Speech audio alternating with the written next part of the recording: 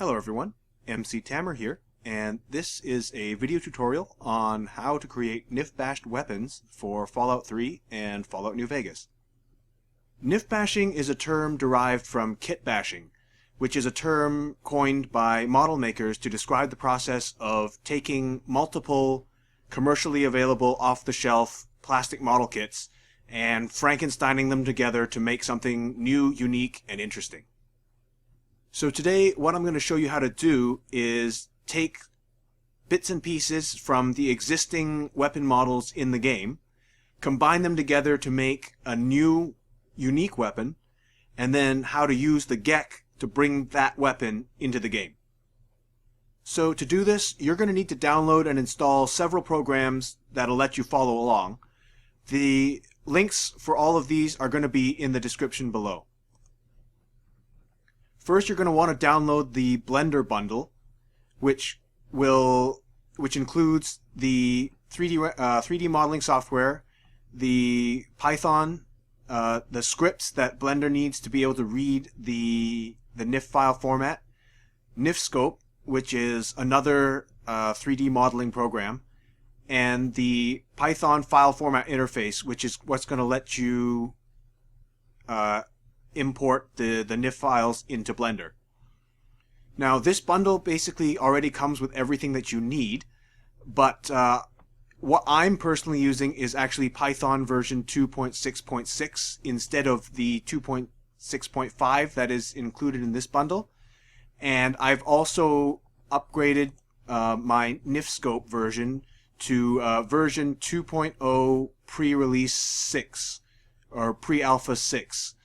Which is not the latest version, but it's working for me, so I don't want to mess with it. But if you, the latest release should have the same functionality.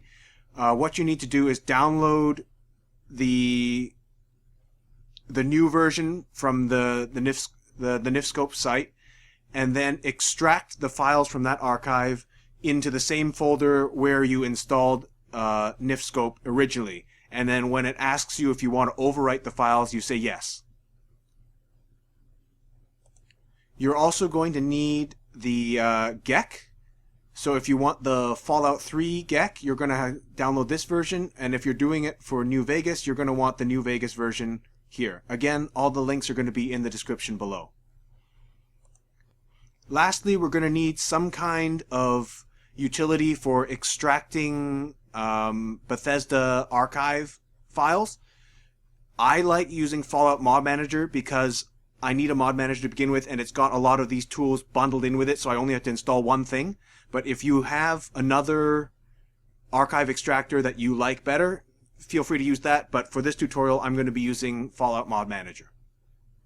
So today, what I'm thinking of doing is taking the legacy content Chinese assault rifle and adding the buttstock from the light machine gun, the pistol grip from the C4 detonator, the drum magazine from the riot shotgun, and one of the red dot sights from the base game Look Through Red Dot Sights modders resource that I released, and combining them to create kind of a modernized tactical AK, like one of those Krebs custom AKs. So the first thing we're going to do is launch our archive extractor to extract the meshes that we're going to need to work with. So if you're using Fallout Mod Manager, you go to Tools, BSA Browser, Open, and then open Fallout Meshes.bsa. And so we're going to extract the meshes that we need. So assault rifle, I think it's this one. So you select the one that you want, click extract, and then find a folder that you want to extract it to. You can, for ease of working, you can just put it on your desktop or whatever. I actually already have, because I do this a lot, I already have a folder with all of the base game models that I typically use, so I'm not actually going to have to extract it, but you can create a folder like this to work with. So I already have the C4 detonator, the Chinese assault rifle, and the light machine gun. I already have these, so I'm not actually going to extract them, but this is how you would do it. So once you have all of those programs installed, fire up Blender, and if you have just freshly installed Blender, your startup screen is probably going to look somewhat different from mine, because I've already customized mine the way I like it. But you will probably have like a cube in the center and like a camera over here. What you're going to have to do is press A to select all the objects in the scene, and then press delete to remove them, so that you get like a clean slate to work with. And if you don't want to have to do that, it's going to do that every time you start up Blender. It's going to return that cube and that camera, and you're going to have to delete it again every single time. If you don't want to have to bother with that, once you've deleted it, what you can do is go to File and Save Default Settings, and it will it'll show the screen this way, however you had it, exactly this way every time you start it up. So what we're going to do now is import our NetImmerse NIF file, and I want the Chinese assault rifle. So import NIF, and if you need to pause the video to see what settings that I'm using, feel free to do that. But this is for working with objects such as weapons and environment pieces and things like that. These are the settings you'll need. If you're going to do armor, the settings are going to be different. But for weapons and other static objects that don't need to be weighted, this is what you want.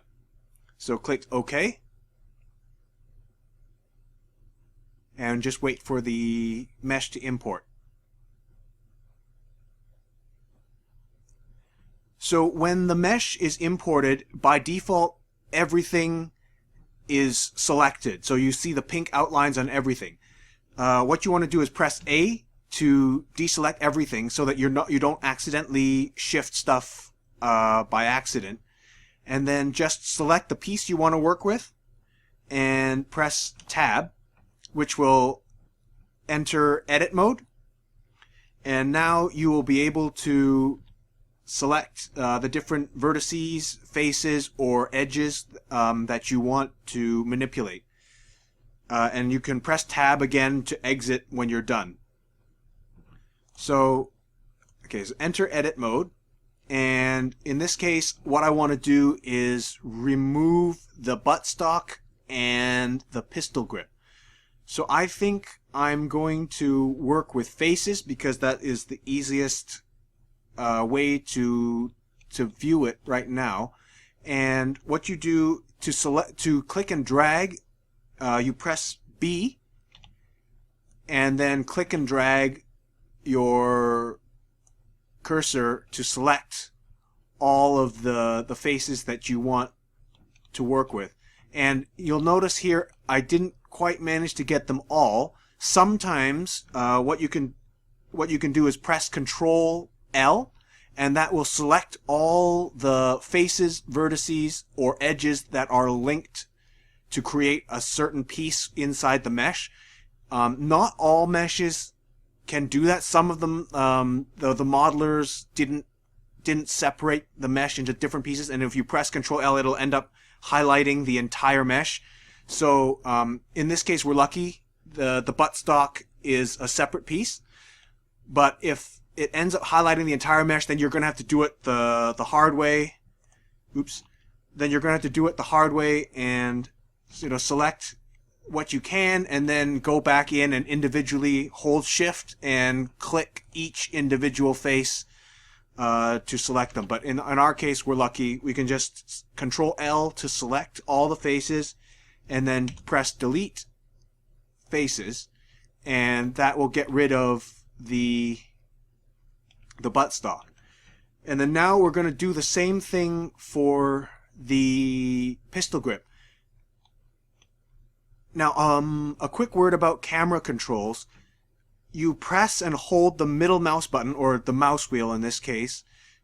Press and hold it, and then move the mouse around to rotate the view. You can hold Shift and you can hold Shift and press the middle mouse button to drag the view around. And if you want the view to be like head on or side on or from the top, what you can do is you press the number pad keys 1, 3, and 7 to get the different views. And if you want the opposite side, you press Control 1, Control 3, or Control 7 to look at the opposite side. So in this case, I think side on is the easiest. And then what I'm going to do is press B and select the pistol grip, and Control L to select the faces that I missed. And again, we're lucky here. It was separated into different sections. And then press Delete Faces. And then that's that taken care of. So now I can press Tab to exit object mode, or to exit edit mode. And then this is what I wanted to do. So when we're done editing this particular mesh, what we're going to need to do now is export it into a new NIF file so that we can continue to work with it without having to repeat this process every time. So press A twice. So when you press A the first time, it'll deselect everything, and then when you press A again, it'll select everything in the scene. So now all of these objects have been selected and will be exported. And you press File, Export, and then Net Immerse Gamebryo. And I've created a special folder just for this tutorial video. So we'll export this mesh as a new NIF and export. These are the export settings that you're going to want to use for Fallout 3 and New Vegas. Again, if you want to pause the video and take a screenshot or whatever, these are the settings that I'm using. And then you click OK and wait for the file to finish exporting. At this point, you can navigate to that folder and open up the new NIF to take a look at what it looks like in NifSkope. You just want to make sure that everything is the way that you wanted it. So now you can see the buttstock and the pistol grip are missing. So that's what we needed. So now that we know that this mesh is the way we want it, we can close that and we can start working on some of the other pieces. So with all of the stuff in this scene selected, we can press Delete and it'll ask, are you sure? And you say yes, and then we get our clean slate back. And then we can import the next piece that we want. So let's let me do the light machine gun buttstock. So in this case, we want to delete everything except the buttstock.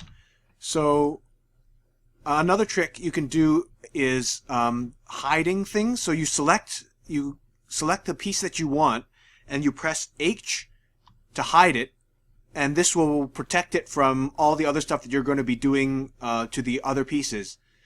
And now you can press A to select all the other pieces in the scene and delete. Say yes to delete the selected objects, and then you press Alt H to bring back the piece that was hidden. So now you can work with this in a clean environment. So enter edit mode by pressing Tab and deselect all the faces that you don't want by pressing A. And then again press B, click and drag to select the faces that you want. Control L to select the buttstock, and then now again I'm going to hide this press H to hide it, and then press A to select all the other faces because none of this we need. Delete faces, and then Alt H to unhide the buttstock, and then Tab to exit edit mode. So now we have our buttstock. Select all by pressing A twice, and then we export this as a new mesh. So buttstock, LMG buttstock, export. Okay. And let's just take a look here. Looks good to me. So now let's do the pistol grip. So we can delete that. File, import, C4 detonator, import. And again, I'm using the number pad keys to center my view. So this we can hide by pressing H, and then delete everything else. Alt H to unhide, and then Tab to enter edit mode. So I'm going to select the pistol grip, Control L, make sure all the faces that we want are selected. Looks good. Okay, so H to hide that, A to select everything else, delete faces, and then Alt H to bring back our pistol grip. And then export net immersed Gamebryo detonator pistol grip. Export. Okay. And let's take a look. Okay, looks good to me. So now we can start assembling. So file, we're going to import all three of these meshes now. So I'm going to start with the assault rifle. Import.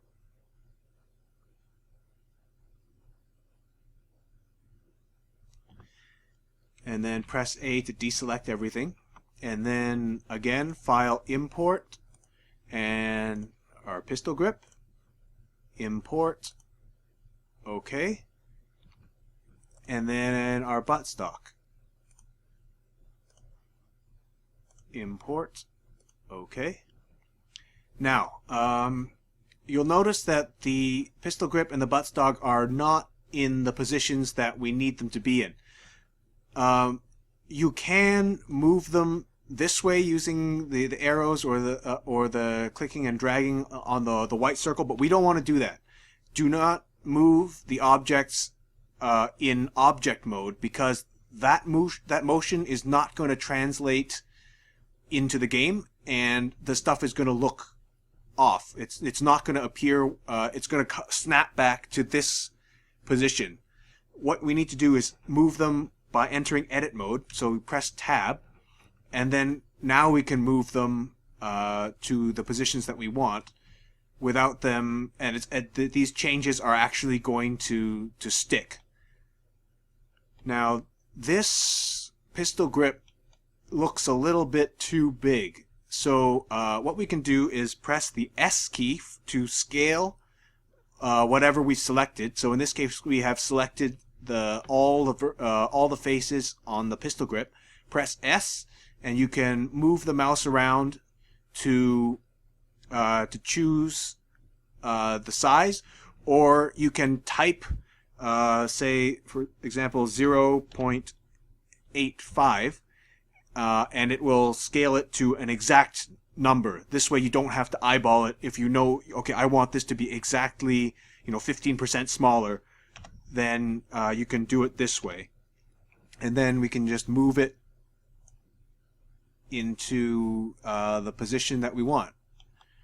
And again, we can change the camera views to have another look. So now this angle reveals that it's not centered with the rest of the gun. So now I'm going to move this up a little bit to try and center it there. That looks okay to me.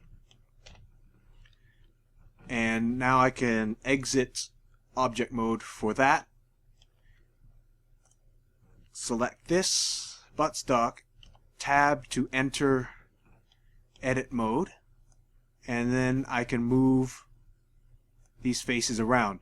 Now this is not quite the right size again, but we don't want to scale the whole thing, because if we do, it's gonna look weird. So what we have to do now is change to select vertices, so that we don't stretch the entire face. We only want to move the vertices. But we can do the same thing by pressing B and then click and drag to select the vertices that we want. And then we can click on the arrow to move it up and down. Now, let's see here. I'll zoom in a little bit.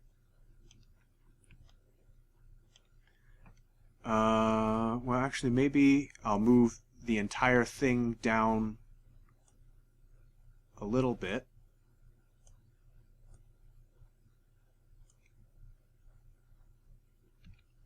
That looks good to me. So, okay, let's go with this. So exit the edit mode. And you can also, at this point, start changing the collision mesh. This is going to determine what the physics bounds of your weapon are, so that when you drop it in the game, it doesn't fall through the floor. So notice now that our buttstock is a lot smaller than the original buttstock. So we press tab to enter edit mode, A to deselect, and then now I can start moving these vertices around. So B to click and drag to select the ones that I want, and then I can just use these arrows to move it along that particular axis. So I just want to move this bottom one now.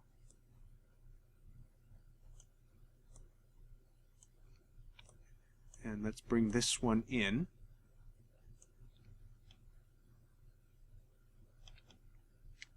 So that looks... Oh, okay, so now we can see it's not quite centered. So we can select all by pressing A and then move it down a little bit. Okay, that looks good to me. Press tab to exit. And then now we press A twice to select all of the objects in our scene. And then we're going to export this as a new NIF. So tactical AK shell. Export. OK. And then just wait for the progress bars to finish.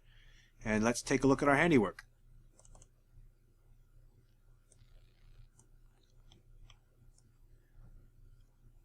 Okay, so this looks good to me.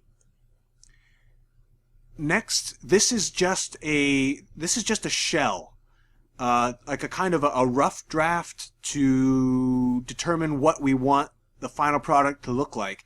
We are actually going to copy and paste all of these pieces over an existing base game mesh so that the animations will work properly. Because if we try to use this as is, it's going to be very messy. So next, I'm going to show you how to do the copy and pasting. So in order to do the copy and pasting, we're going to have to select a base game mesh to paste over. I have chosen to use the Assault Carbine because the animations are actually quite similar. So what you need to do is, if you haven't already, extract the base game mesh that you want to use, and then open it up in NifSkope like this, so that you have both the mesh that you're modifying and this mesh that the donor mesh, for lack of a better term. So what I'm going to do now is start to copy and paste all of these separate pieces. I usually like to I like to leave the trigger for last, because the trigger acts as a reference point. So because when I paste these pieces into this new mesh, they may not appear in the correct spot that I want them to, which means that I lose my sense of where everything is supposed to be in relation to where the player holds it. Because right now it's set up so that, the player's trigger finger is going to be here, the hand is going to be holding the pistol grip. But then if I paste over and it shifts, then I lose that. So I like to leave the trigger for last, so that this becomes my point of reference. So I'm going to start with this this part of the receiver here, because it has the trigger guard, so I can use this as a point of reference for where the trigger is located inside.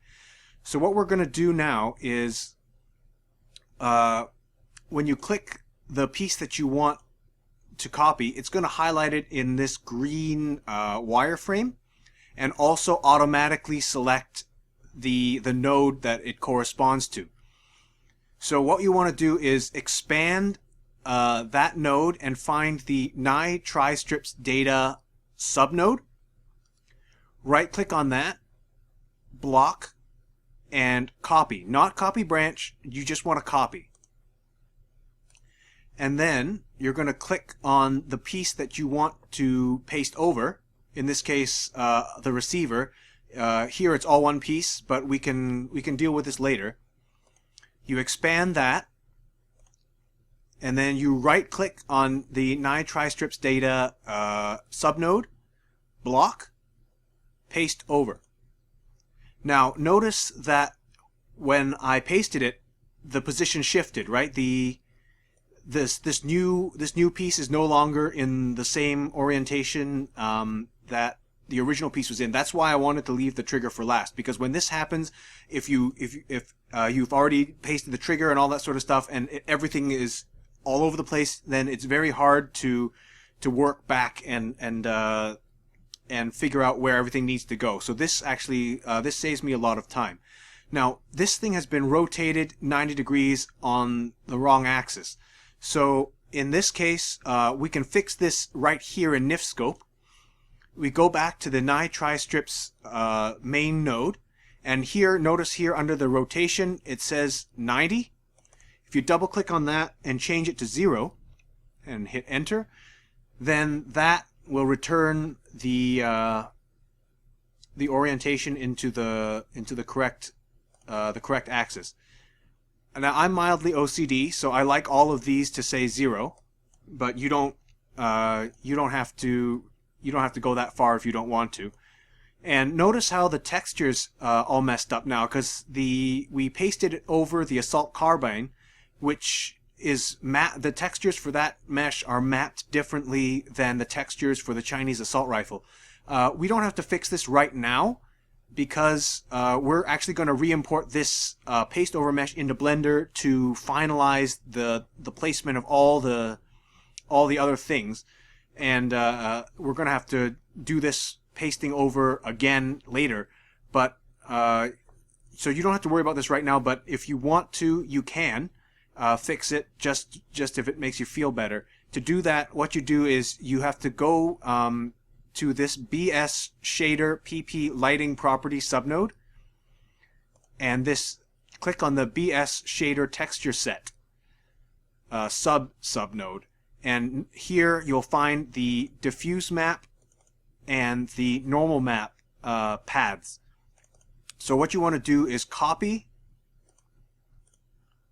that path and then find that same subnode here. Double click. Notice here it says assault carbine. That's not what we want. Delete. Paste. Okay, assault rifle.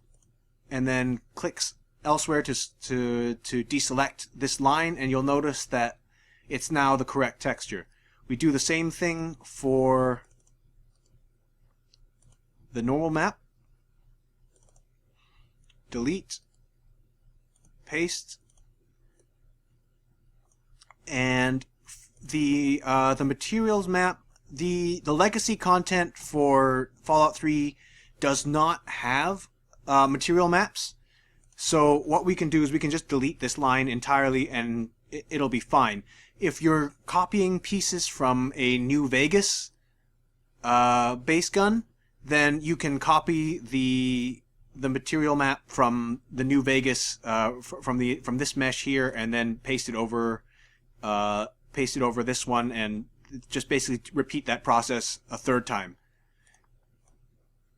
So now this texture is good, so I'm going to continue copying these pieces over. Now, I already used the main body of the assault carbine to house this, to be the donor for this piece. Now, this is a separate piece. How are we going to do that? Because there's no corresponding second piece here for us to paste over.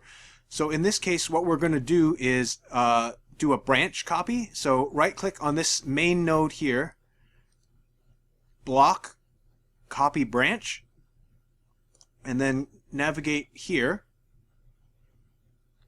Right-click on the BS fade node, block, paste branch, and this entire branch will be pasted into our mesh as a new section, as a new segment. And what we're going to want to do is actually rename it so that the game doesn't get confused, because it reuses the node names that are already in the mesh. But since this is a new node that we've copied over, we need to rename this. So click on this text icon, and then we can call it receiver or whatever you like, and then click OK. And then continue on with the rest of the things. So I'm going to do the pistol grip next. Block, copy branch,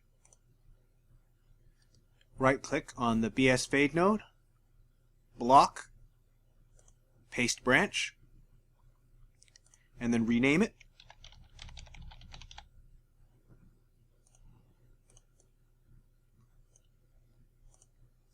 And then the buttstock, block, copy branch, block, paste branch.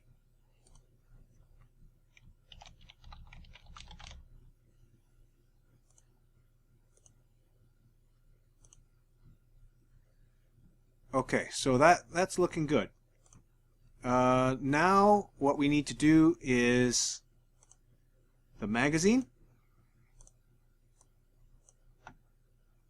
Now, because the magazine here, there's already a corresponding node that we can paste over, so we don't need to do the copy branch. This one we're just going to copy the tri-strips data.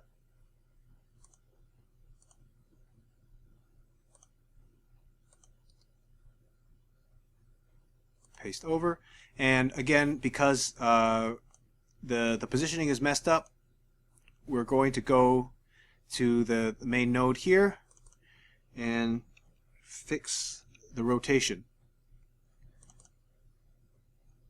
Now you can play around with the translations here to try and get the magazine into the right place. Alternatively, you can also do it in Blender, because we're going to re-import this into Blender to kind of fix all this sort of stuff. I like doing it in Blender because I can actually do it freehand. Like I can pull the magazine forward instead of having to, because in this case I have to, it's a lot of trial and error. Like here I have to, okay, that's not enough, now I have to move it down. Like this is a pain for me, so I like to just set everything to 0 and then fix it later in Blender. Again, the texture's kind of messed up, so we can fix that now if you like.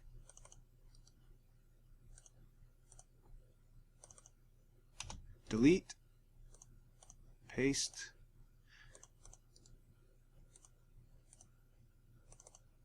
delete, paste, and delete that. So now that's looking pretty good aside from the magazine placement. So now what we're going to do is, or actually first we want to copy the collision mesh now. So what you have to do is press this bouncing ball icon here that says show collision, and then that'll bring up the collision mesh. Click on the mesh and it'll highlight this this subnode here. We do the same for the collision mesh in our original test shell.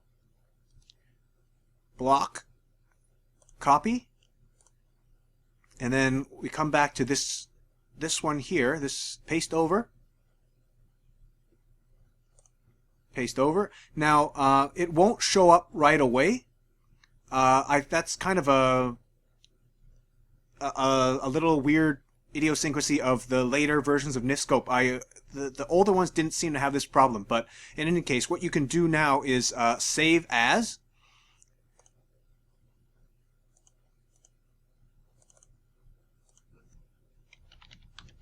Tactical AK paste over. You can save this, and then you load it again, and you'll notice that it did indeed take. So it didn't look like it did, but we're okay now.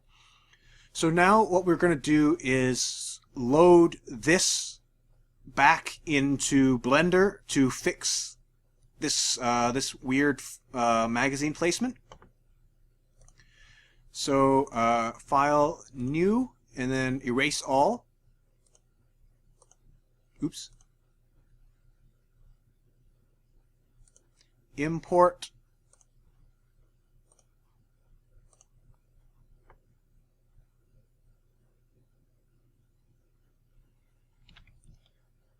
And I'm just going to fix this positioning in the frame here. Okay, so now remember, we don't want to move this while it's in object mode, because this is not going to take, and it's going to snap right back to that position.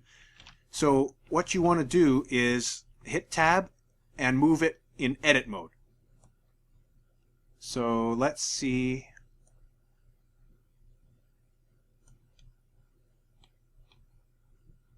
Okay, this looks okay to me, but I think I can center this better.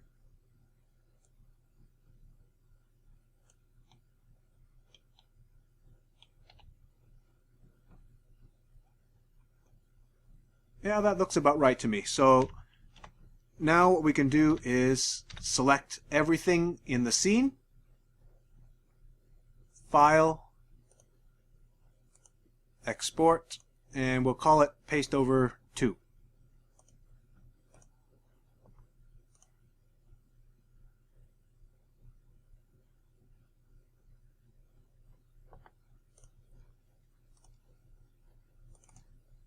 So now I'm going to load this up in NifSkope, and you'll see that the magazine is now in the correct position.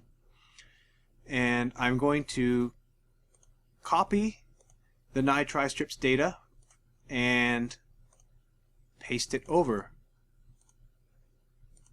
And now the magazine pops into the correct place.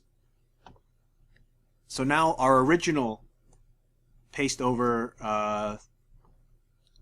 mesh is usable. So we can save this. You can save it as a new one, paste over 3 if you like, just in case, or to so you don't get confused and now you know, okay, this is now the latest iteration. And oh, I think I forgot to copy over the trigger. Okay, so I have to do the trigger and the magazine release.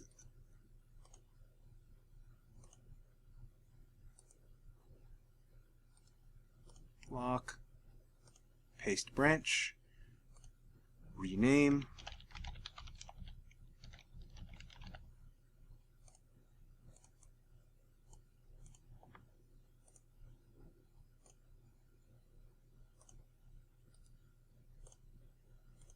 Copy.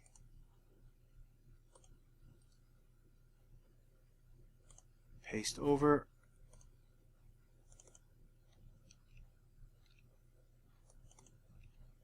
Zero, zero, zero, and it pops into place.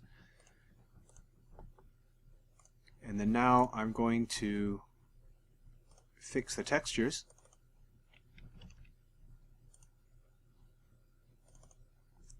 Delete.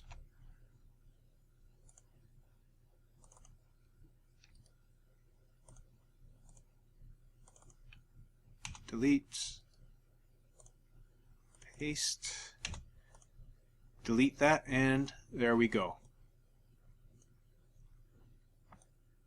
So this is looking pretty good to me. And now we need to kind of move some of these nodes, like the projectile node is where the muzzle flash is generated.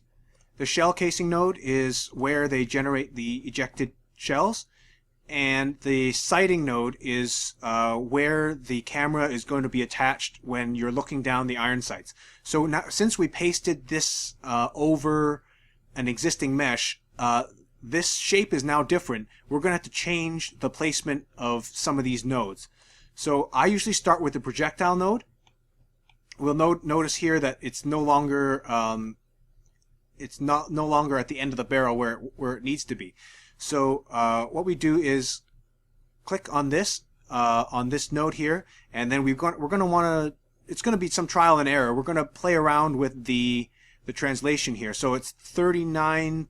Let's try 42 and see what happens. Okay, not enough. So 43, 44.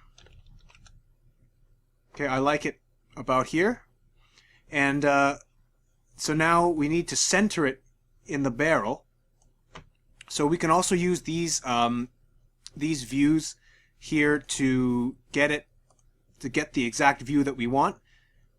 So this is good for us. If we wanted it to flip the view, you can click this this kind of chevron looking thing. So now we're looking at it from the back. Flip it again, we want it from the front. And let's see here. 4.5. Okay, that's too little. 4, that looks about right. And then now let's adjust 0.1. Yeah, okay. That looks pretty good.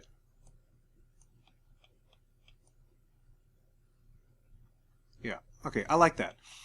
So now we can adjust the shell casing node.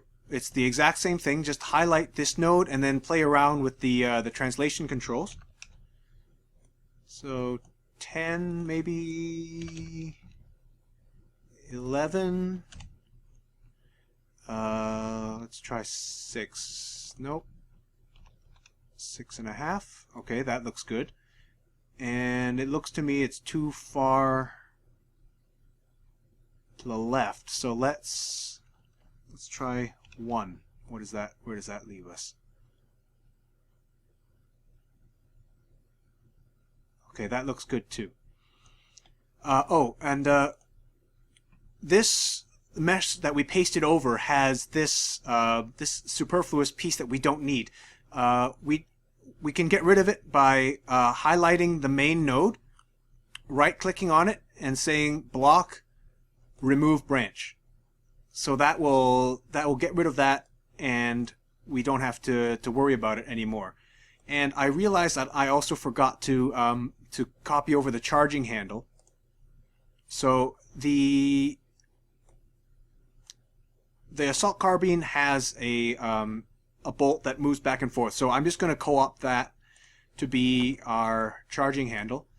Actually, I think I'm going to use a different I don't like this one because it's missed. The texture is just pure black, and you can't really see anything. So I think what I'm going to do, if I remember correctly, the 22 SMG has a charging handle. I think I'm going to use this one instead. So I can block copy the NI tri-strips data. Actually, this one can be closed because we don't need that one anymore. And then what I'm going to do is paste over.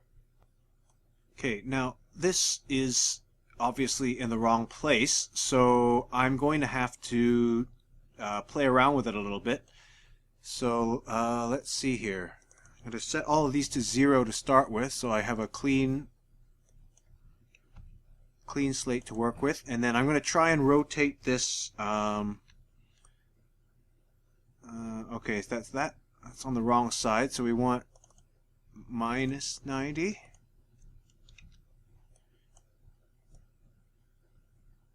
All right, and again, we could do this in Blender, but I tried doing that earlier, and for some reason it wasn't quite working out. So I'm going to just do this in NifSkope. It's probably simpler to do it this way anyway. I'm just going to have to deal with the fact that these numbers are going to trigger my OCD. But yeah, let's see. So maybe it's 5.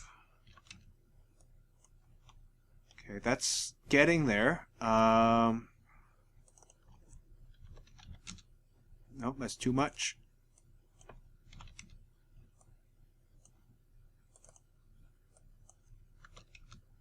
Okay, that looks good. Now we move it back a little bit. Oops.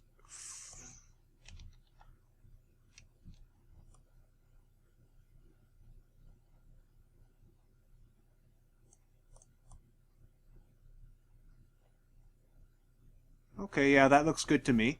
And then now I'm going to have to fix the texture.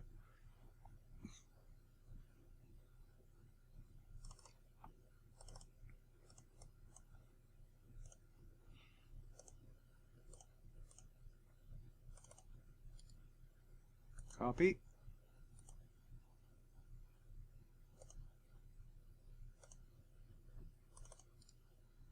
Paste. Copy. Paste. Delete. Okay, that looks pretty good.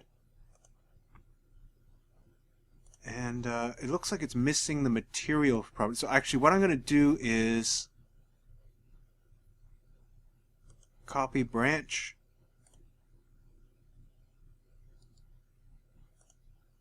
and paste branch, just to get this data, this materials property data, so that now it looks right.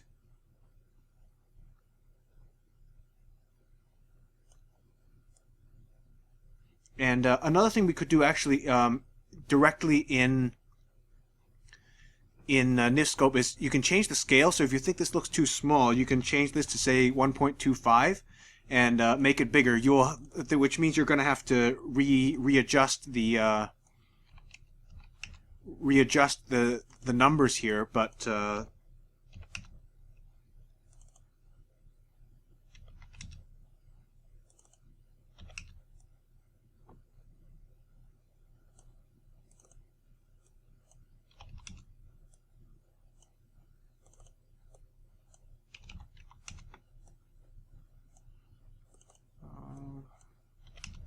yeah, 0.4, and then move this in.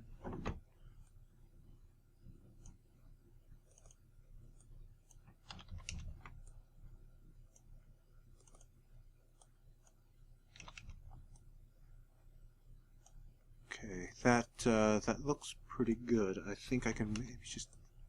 There we go. That looks pretty good. Make it a little bit larger. So yeah, just you can adjust the scale as well as the placement. So that's handy, because sometimes you don't want to have to re-import this thing into Blender just to change that one thing. So yeah, this is looking pretty good. Now okay, I'm just going to save this. The sighting node is going to have to be changed, but the problem is that the base game sights are, because Fallout 3 didn't have an iron sights mode, so they didn't really bother to model the sights properly. You'll notice that if we're viewing it from behind, the front sight post doesn't appear inside this notch. So now normally on the new Vegas weapons they're pretty good. So I'm just going to show you how to move the node to where it should be, but I'm going to actually replace this rear sight with a red dot sight. So the fact that there's no iron sights doesn't really it's not a deal breaker, but it's basically the same way you would do it with the projectile nodes and the shell casing node. You're just basically playing around with these translations until the node appears in the correct place. In this case, the front sight post should be somewhere here, and I like to float this dot right on top of the front sight post. Okay, so yeah, I'm gonna actually place a red dot sight over that. So I'm gonna have to readjust that later. But okay, so now I can close this. The red dot sight is a modders resource that I released a little while back, and I have three options. I'm going to...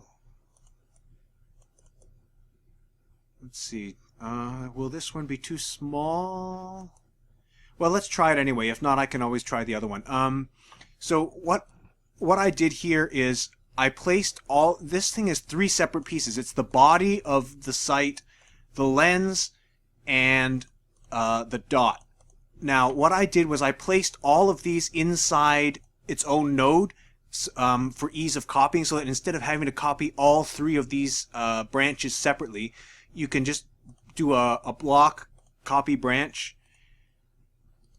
and then a block paste branch, and the whole thing will show up.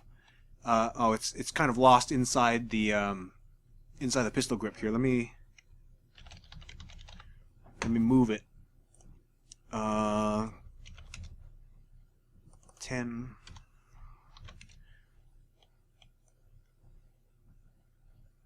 Okay, so yeah, so now you can see that all 3 of those elements were copied at the same time, so that should make it a lot easier to work with.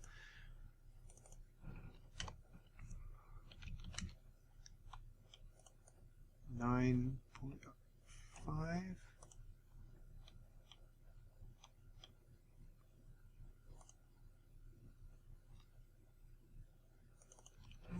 I think I need to... Oh, that's too much.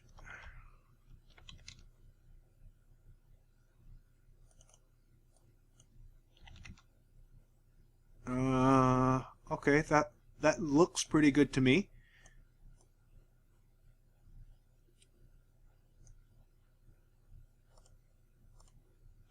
Okay, and now what I can do is realign the sighting node.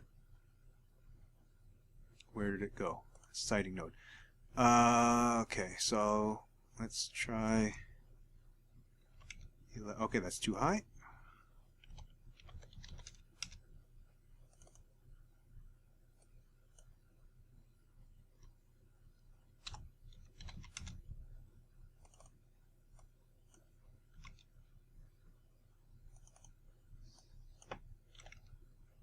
it's too high. Well, let's split the difference. Okay, that looks about right. Another thing we can do now is, if you wanted, we could actually bring this back into Blender and remove this this iron sight completely, so, to make it look. Actually, I think I'm going to do that. So let's see. I'm going to save this. Okay. Oh, I forgot to rename. These. So yeah, I renamed the main node, but I forgot to rename all of these things in here. So this one is red dot body. What's that? That is the dot.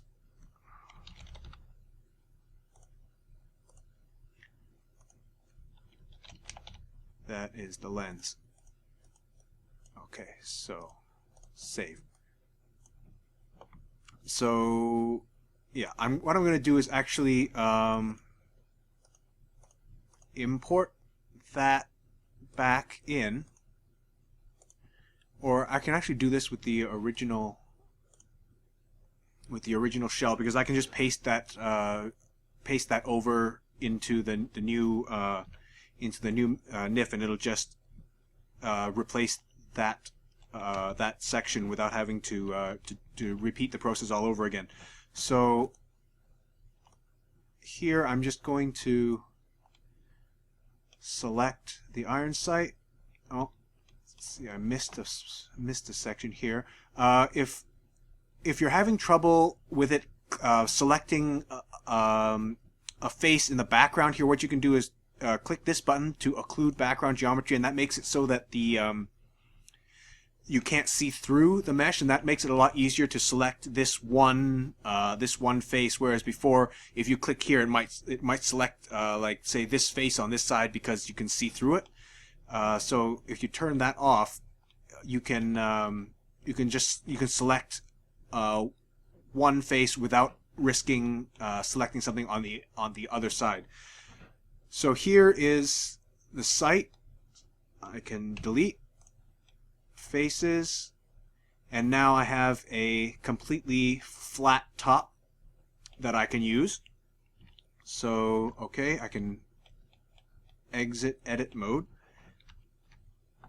and file, export, tactical AK shell, no rear sight. Export. Okay.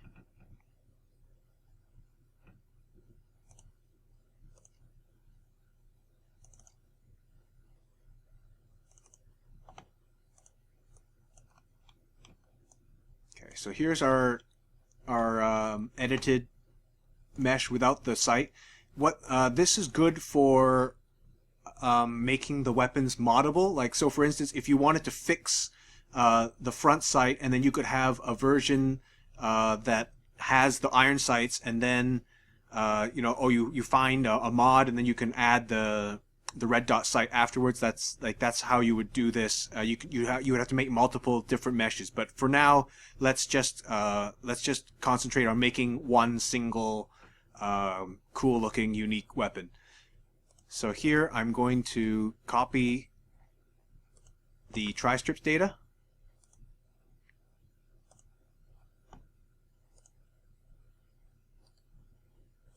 block, paste over, and then now you'll see that the sight there disappeared, but all of this stuff remained, and now it looks a lot cleaner. But I also noticed that there's a gap here now, so I'm gonna have to maybe there we go, and then check our sighting node to make sure that it's still aligned properly.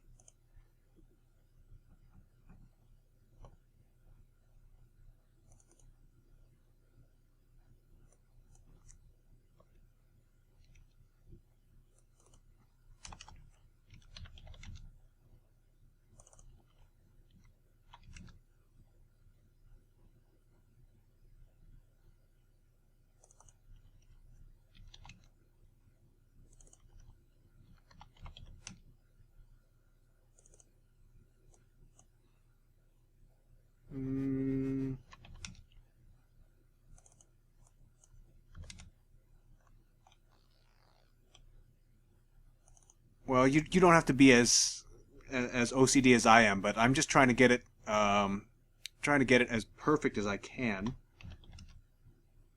Well, that's good enough. I mean, the game's not that accurate anyway. So yeah, so this is looking good. Oh, quick note from the future here: if whenever you're adjusting any nodes, especially the sighting nodes, make sure you're viewing it dead on from the back using these view tools. Because just now when I was readjusting the sight, it turned out that I was actually off a little bit, so I didn't notice that my view was off. So that's why it looked like the sighting node was misaligned. But if I had actually clicked the view tools, I would have noticed that the node was actually correctly placed. So I didn't have to adjust the left right position. So just a note on that. I'm going to save this.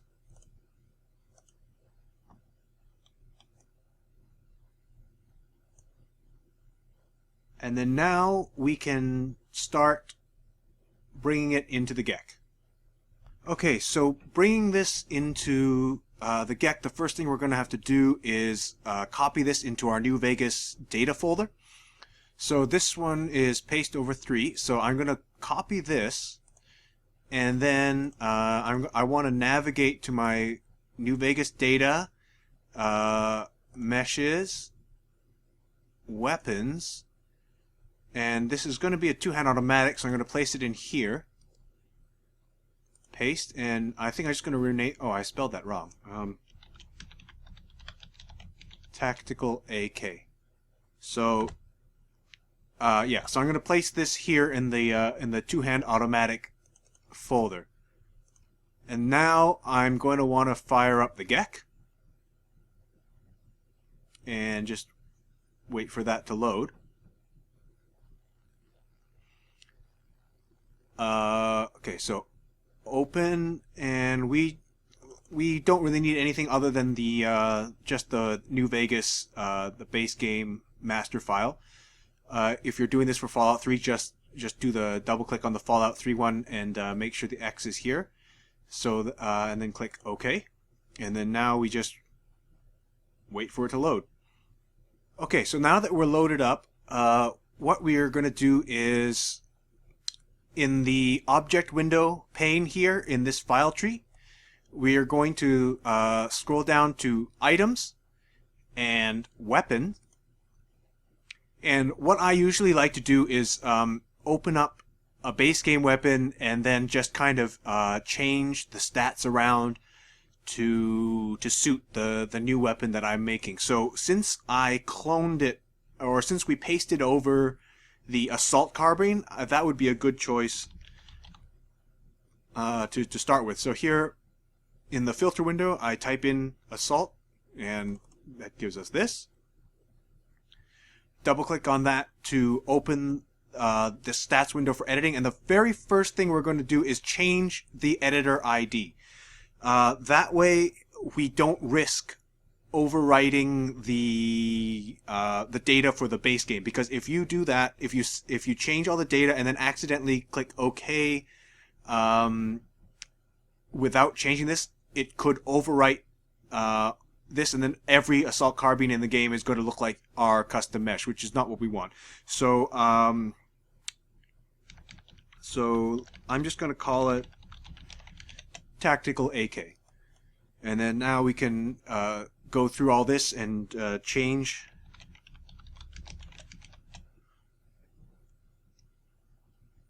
So let's see, repair list. Yeah, I think the assault carbine would be a good choice. It is. It's a small gun. Well, okay, I want to change. I want this to use 5.56, not 5mm. So I'm going to change this to ammo list 5.56.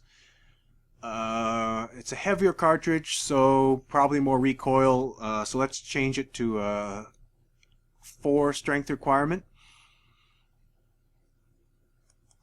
I want 30 rounds in the magazine. Okay, so yeah, none of that. That can stay the same. Okay, so let's change the art and sound first. Like make it so that the mesh actually shows up in game. So here, the main thing we want to do here is change the model path. So here you'll notice it's got assault carbine. So you click edit, and then it'll bring you into the New Vegas data folder meshes folder. And so we just want to navigate to where we placed our thing. So now you can see, okay, here's our custom mesh. Click OK, and then now the model should be our custom mesh. You're going to want to disable the first person model object, so set it to none, because if you leave it, when you're looking down the site, it's going to look like the base game Assault Carbine. That actually tripped me up when I was starting out. I could not figure out why my custom mesh was not showing up, and it was because I had left the default entry in this field. So now when you look at it in game, it's going to be it's going to show our custom mesh. So our projectile, okay, auto tracer, we can keep that. Ballistic impact data set, yeah, keep that. We want to keep the reload, hand grip, and attack animations because we pasted over the assault carbine specifically so that we could use those animations, so we want to keep that. Shell casing, yeah, it's going to be a 5.56. So yeah, we can keep this. Animation type, two-hand automatic, okay. Attack sound. Well, let's just keep all of this as is for now, and then now we can change the game data. So the weight, well, let's say 6.5 pounds. Health, AKs are pretty reliable, so let's do 1,000. Refire rate 12. That's pretty fast. We can keep that. Spread, that's the accuracy of the weapon. So basically, what the spread does is this is a value in degrees that the shots will form a cone around the center axis of the barrel. So basically, if you set the spread to 0, every shot is going to be like a laser beam. It's going to fly straight without any deviation.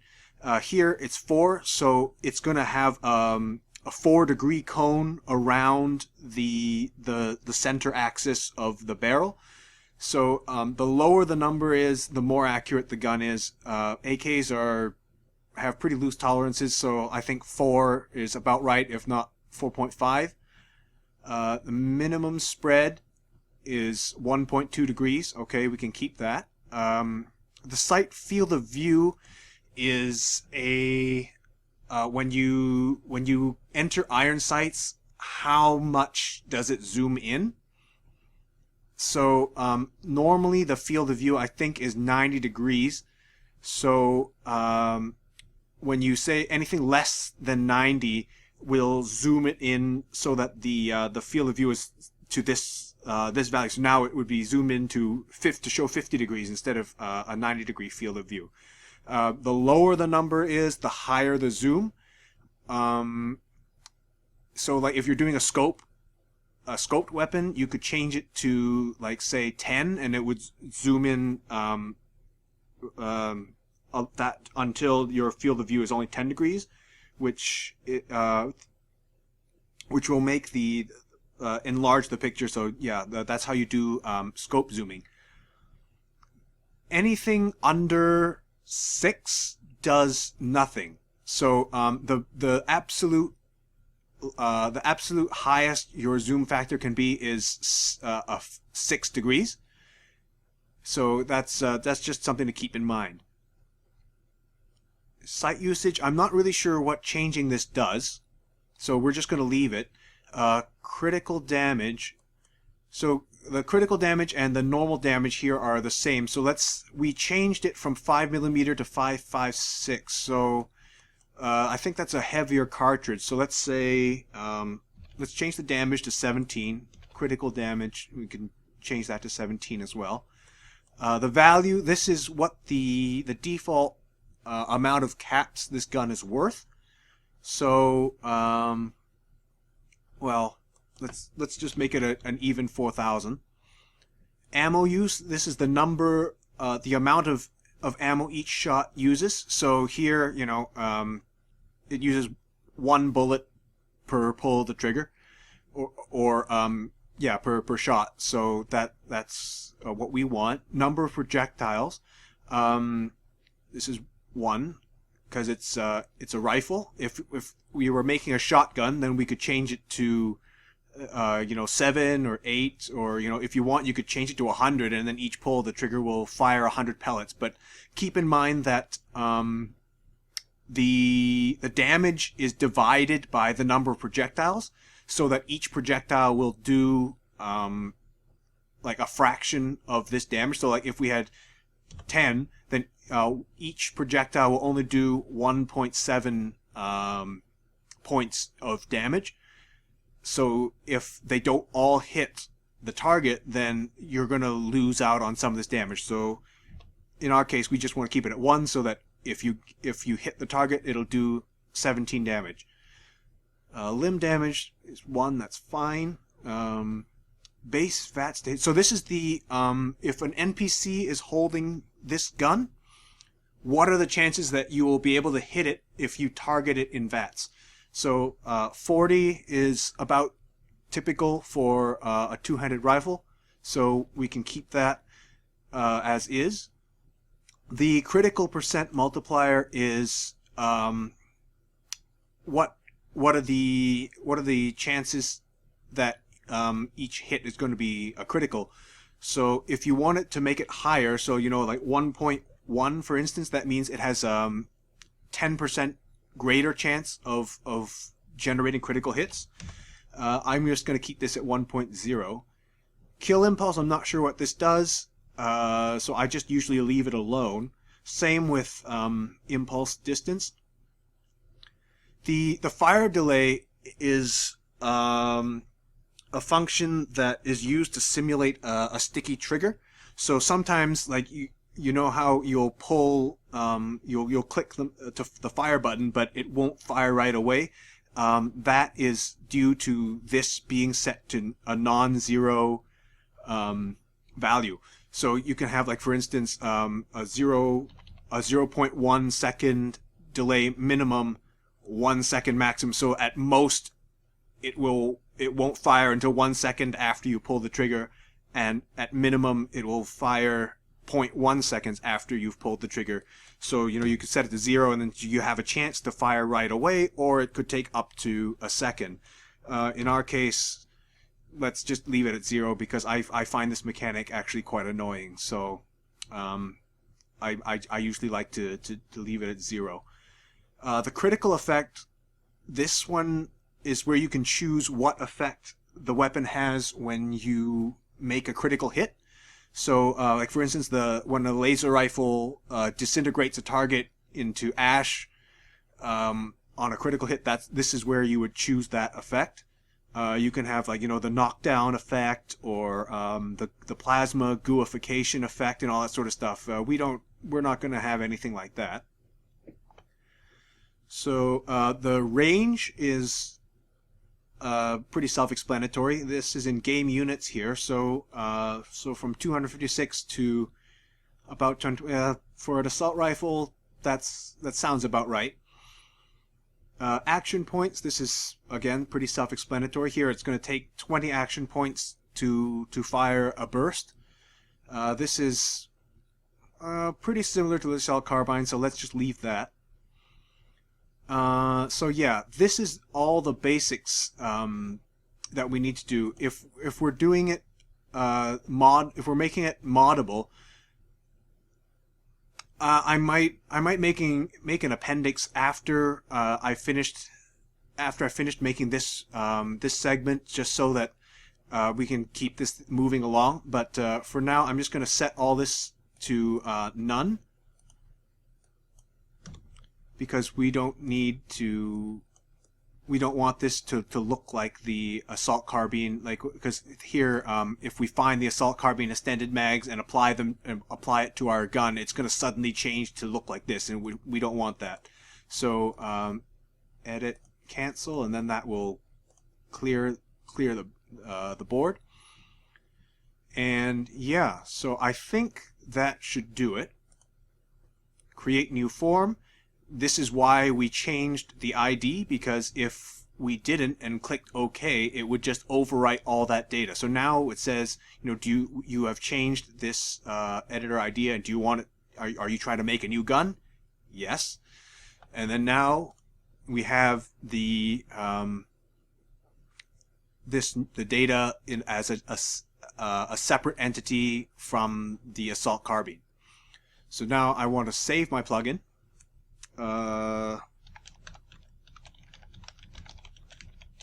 Tactical AK, save, and now it's pretty much done. But what we're going to have to do is find a way to put it into the game world so that we can pick it up.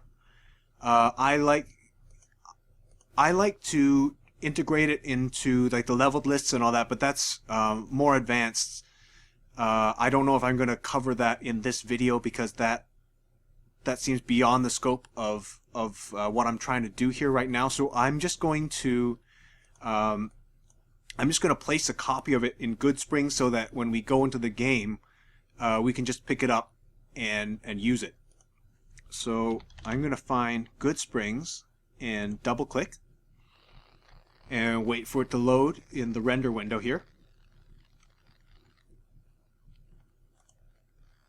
Okay, so I'm just going to put it in the bed of this truck over here. So what we do is click and drag into the world, and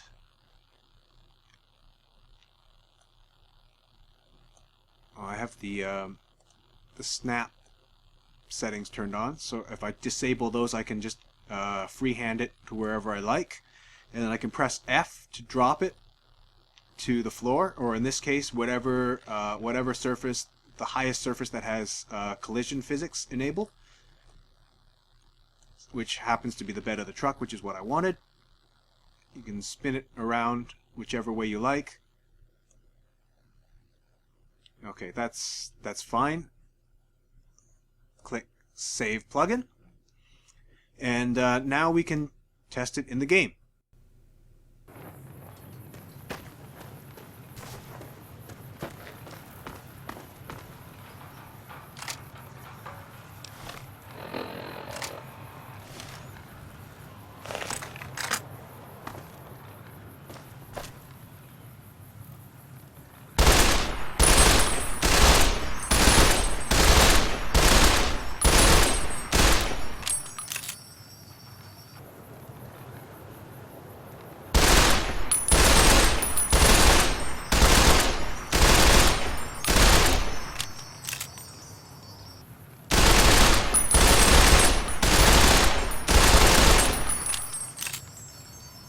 Another quick note from the future here regarding the red dot site. If you go into the game and you see that the red dot is way too bright, the reason for that is in the materials property of the dot, the emit multi was set way too high.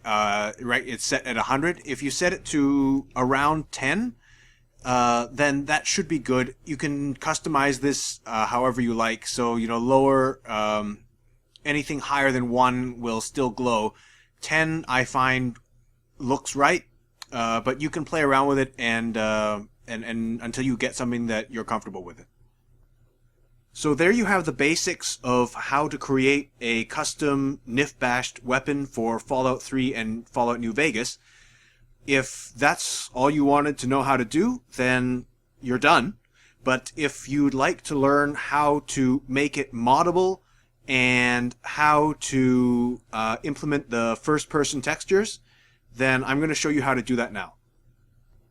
So let's start with the first-person textures because those are the easiest to do. I already covered how to edit the texture paths, so it's basically just doing that. So what you do is you click on the piece that you want, click on BS Shader PP Lighting Property, and then click on BS Shader Texture Set. And then here in these textures, you're going to change them to the first person texture. Most of them, all you have to do is add first person in front, and you'll notice that this texture became much higher quality. So you do the same thing for the normal map.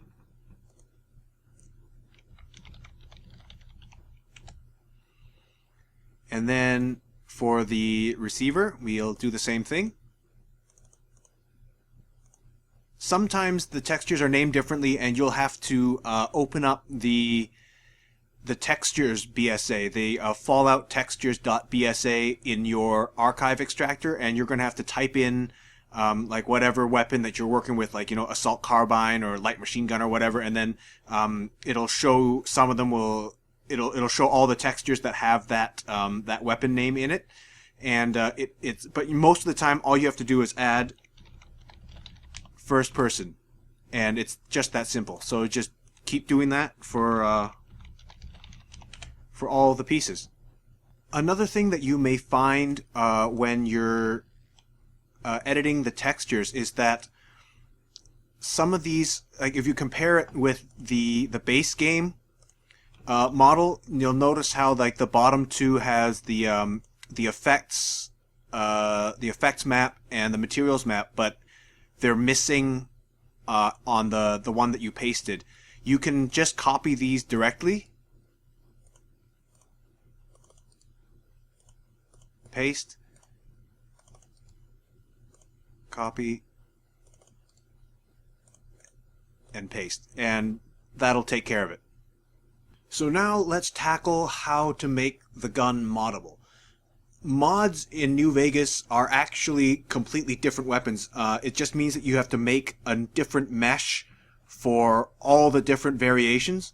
So for instance, here we have a red dot sight. If we had kept the iron sight, then we would have to have one model that has the iron sight and one that has the red dot.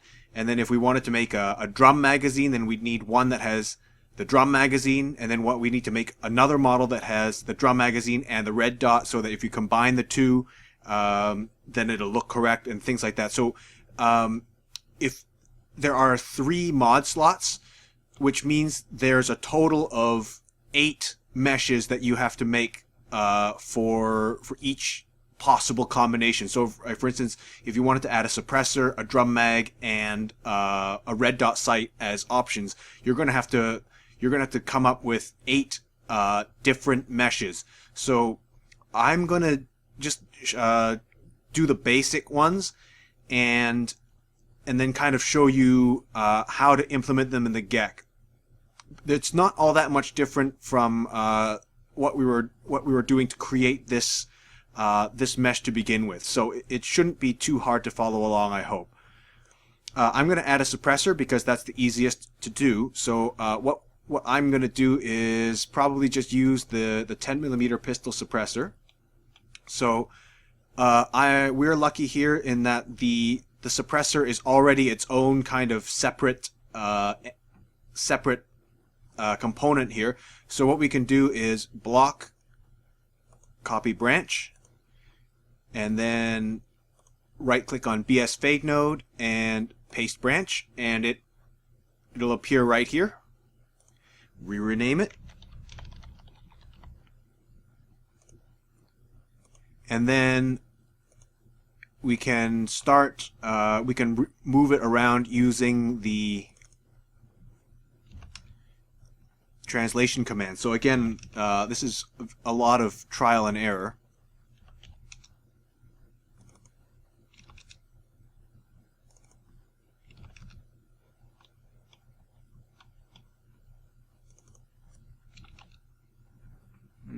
think that's too far.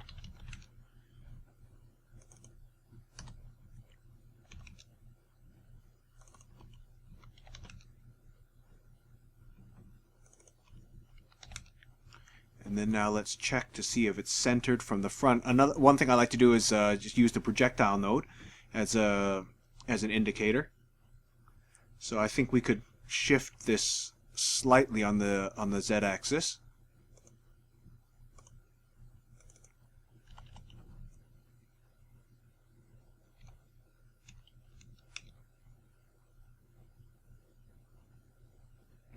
It's a bit too far.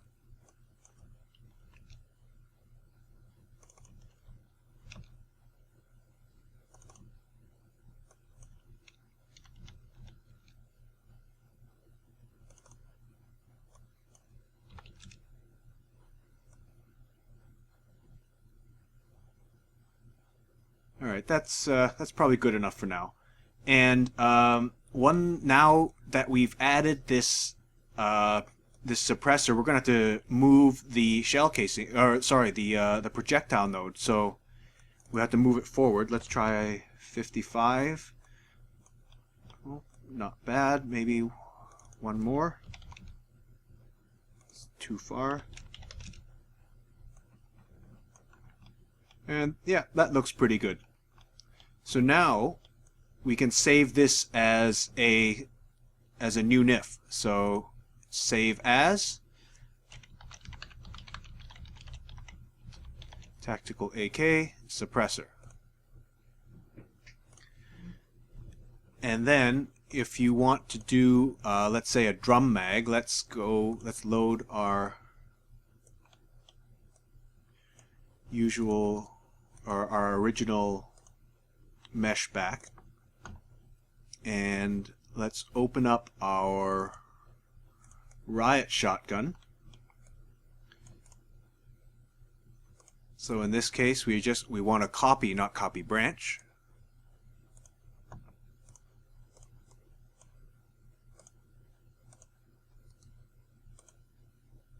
Paste over.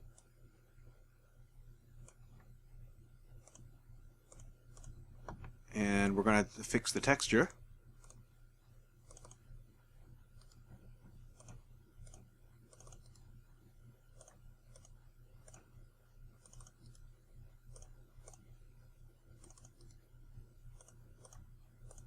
And since this one has a materials map, we're going to copy that as well.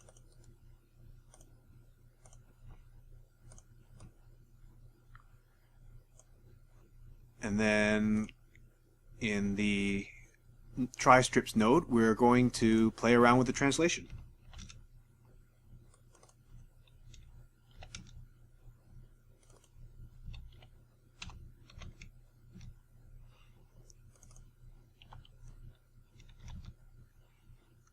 Okay, actually I think I'm gonna try doing the rotation first. Okay, that's the wrong axis. A lot of this is just trial and error. Again, the wrong axis.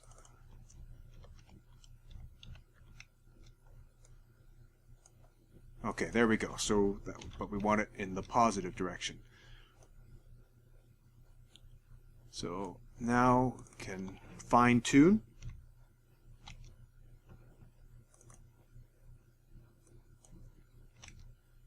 Oops, I wanted 3.5, not 35. And inspect it from all sides, just so you can avoid this where it's sticking out from this side.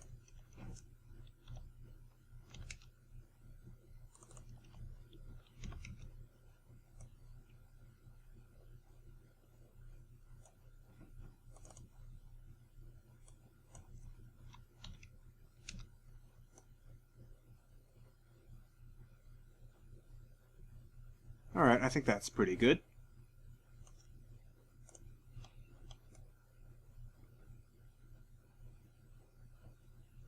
Okay, so we'll save this as another mesh.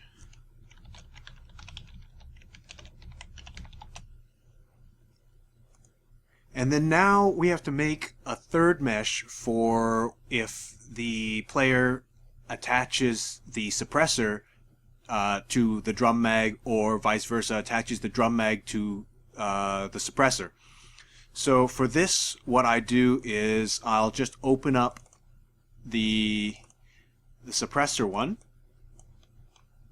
because I've already placed the suppressor where it needs to be, and I will block, copy branch, close this one, block, paste branch, and the suppressor appears exactly where it needs to be. And then don't forget to adjust the projectile node. So 55.75.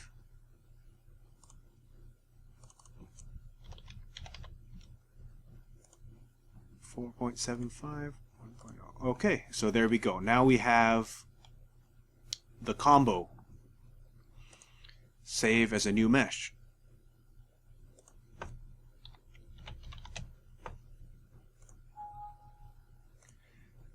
Oh, I forgot to rename it.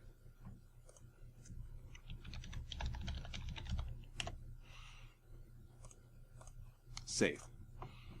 And then now we copy suppressor, drum mag, and all these. We copy these into our New Vegas data folder.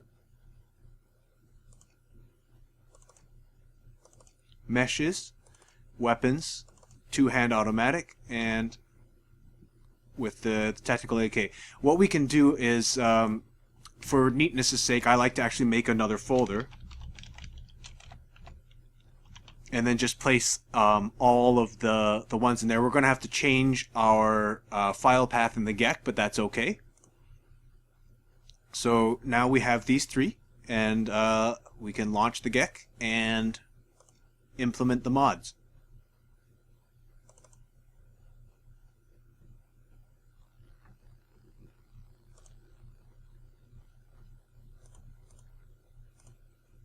So here we're going to open up our custom weapon, and because we changed that the folder, we're going to have to edit this. Edit, weapons, two-hand automatic, tactical AK. There we go. And then now we go into mod info. So this is pretty straightforward. I like that they made it very, very clear for anyone who's using this what the combinations need to be. So, you know, mod 1, for example, red dot sight, mod 2, suppressor, mod 3, drum mag. So they say mod 1, 2, so that means, okay, red dot sight and suppressor. 1, 3, okay, that means red dot sight and drum mag. 2, 3, so suppressor and drum mag. And then 1, 2, 3, that's everything. Red dot sight, suppressor, and drum mag. So even you don't have to memorize everything. It's all laid out for you here. So for our mod 1 is going to be, since I didn't feel like fixing the red dot sight, the iron sights, I'm just going to say that the red dot sight is standard. So let's just say that the first mod is going to be the suppressor. So suppressor, and the second mod is going to be the drum mag.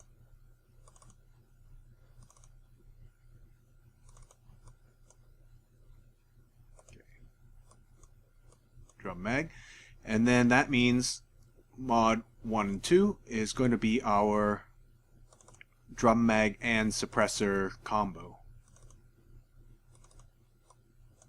like that. You don't have to fill out all of these, so you know, if you only want to have one mod, that's fine too.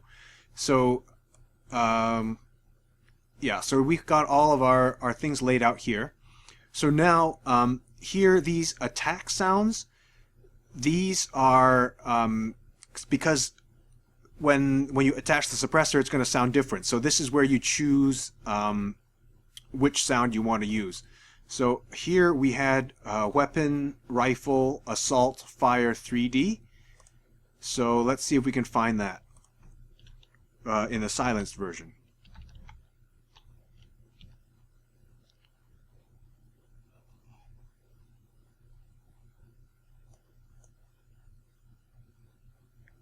well, here we go. Weapon, rifle, assault, silenced, fire, 3D. And then the 2D sounds.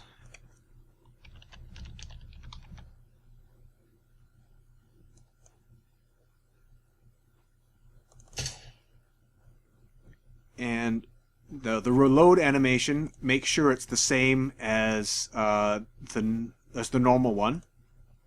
This is designed so that if, for instance, the mod changes the way that the gun reloads, then you could theoretically do it, but I don't like doing that because it makes it very messy and unpredictable. And now we're going to choose which mods the player can attach to the gun in order to get these different effects, or these different models. So for instance, mod 1 is a suppressor, so let's say okay, we could choose a 10mm pistol suppressor, 12.7mm suppressor. You could even make your own custom one, but that's beyond the scope of this tutorial. So I'm just going to use the stuff that's already available in the base game. Let's say 10mm suppressor. The effect it has, silence. And the value here, it doesn't matter because silence is it doesn't. It does the same thing no matter what you do, so you can ignore the values here. And then for the drum mag, let's say we want the light machine gun expanded drums. That makes sense, right? Effect, it should increase the magazine capacity.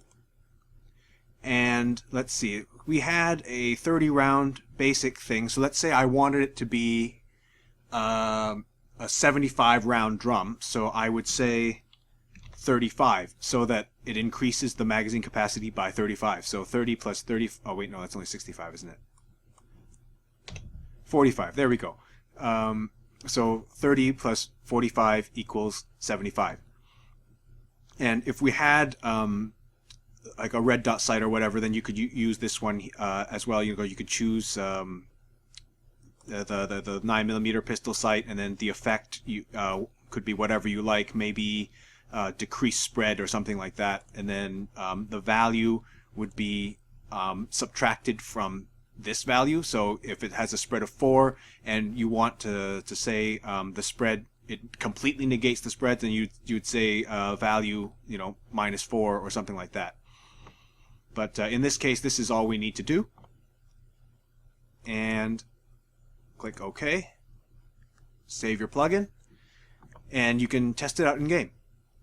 So that concludes the video tutorial on how to make NIF-Bashed weapons for Fallout 3 and Fallout New Vegas. I hope this was helpful to you. If you have any questions or comments, please feel free to leave a comment on my mod page, because I don't check YouTube comments. So you'll have to find me here, and I'll be happy to answer any questions that you have. Good luck and happy modding.